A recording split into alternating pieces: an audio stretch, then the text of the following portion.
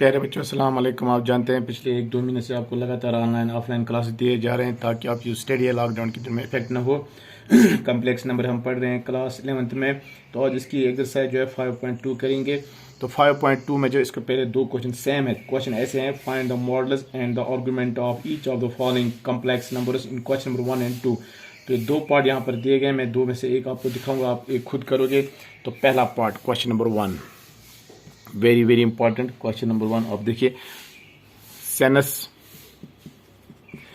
complex number is always denoted by z.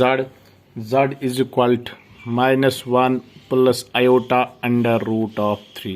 ये question में दिया गया है, -1 minus iota under root of 3। Compare this question with हमें इसको मॉडल और हमें इसका मॉडल चाहिए और आर्गुमेंट। तो compare this with the form. इसको कंपेयर कीजिए आप, और cos theta plus iota sine theta के साथ। तो आप देखेंगे ये बनेगा और cos थीटा प्लस और आयोटा और साइन थीटा। इस और से इसको भी मल्टीप्लाई कीजिए तो इसको भी। अब क्या करेंगे, compare real and imaginary parts. Real part of z and imaginary part of z, both sides we get। चलिए पहले बच्चों, यहाँ देखिए रियल पार्ट क्या है, -1। यहाँ देखिए रियल पार्ट क्या है, और cos थीटा, और cos theta. Call this as equation first.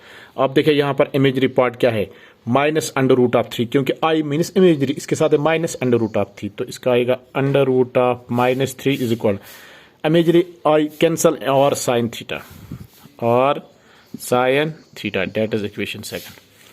Squaring equation first and second and then add squaring, this means -1 whole square and add with second and square second, -√3 whole square is equal, here we will get r square cos square theta plus r square sin square theta।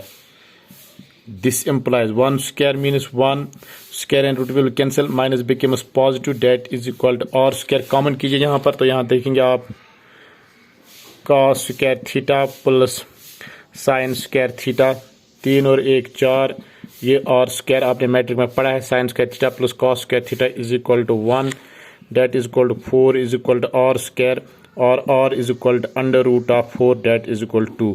तो हमें r मिल गया, जो r का value था वो 2 था।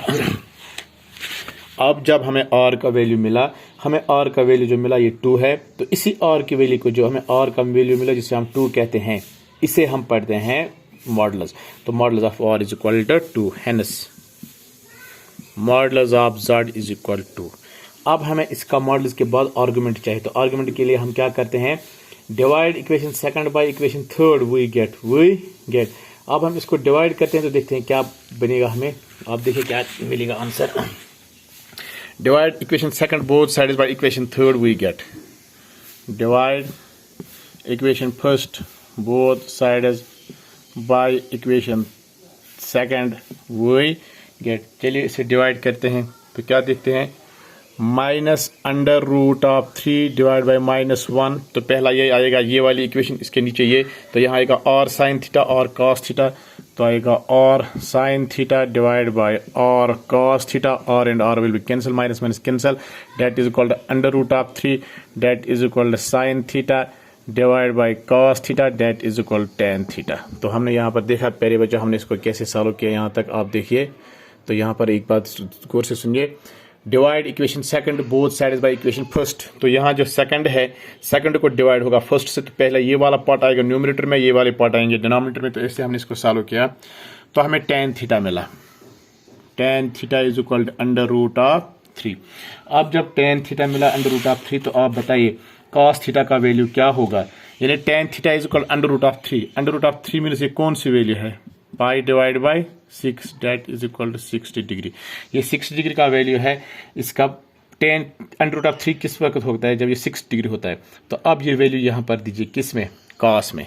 therefore put theta is equal to pi divided by 3 in equation first and in equation second। तो you will get cos theta is equal to 1 divided by 2, sine theta is equal to under root of 3 divide by 2। Therefore argument of z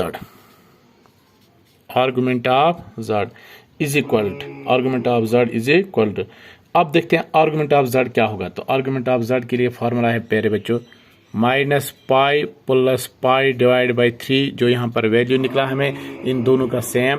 तो इसको solve कीजिए, -3 pi plus pi divide by 3, 3 पाई में से 1 pi minus, तो -2 पाई divide by 3, ये इसका argument value है।